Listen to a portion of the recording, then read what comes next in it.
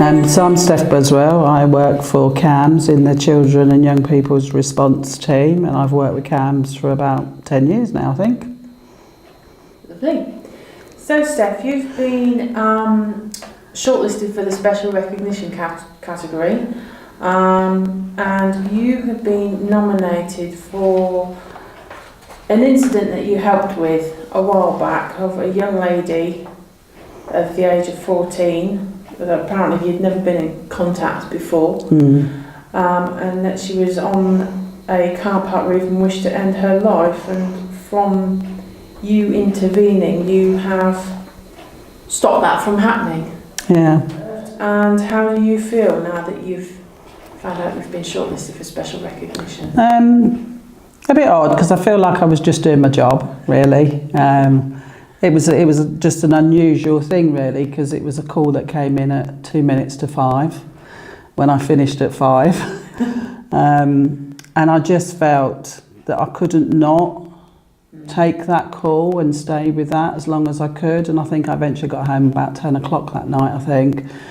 But I guess and I think there was other people involved, because what I had to do was try and coordinate the police going out to her and everything else. So I sort of had to try and get them to acknowledge that something was happening within the room, but also try and get information to find out where she was so that we could get the help to her as soon as we could, really.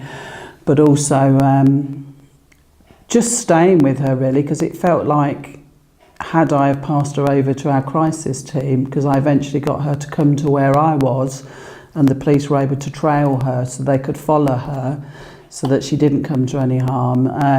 I just felt like I needed to end it, really, as opposed to say, let me hand you over to somebody else, because what I'd said was I would be there with her and I would stay with her as long as she needed me, really. But also I recognised there was other people in that room, like one of my colleagues who I was signalling to and actually getting them to call the police, and me trying to find out where she was and sort of saying it out loud so he could then call the police and actually notify them, and then they could follow, you know, and get a description of her and somehow get that in the conversation was a little bit tricky. So I just felt like I was doing my job, really.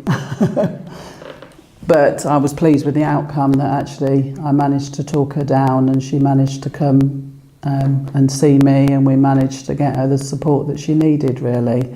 So I think in some ways she was the brave one by making the call.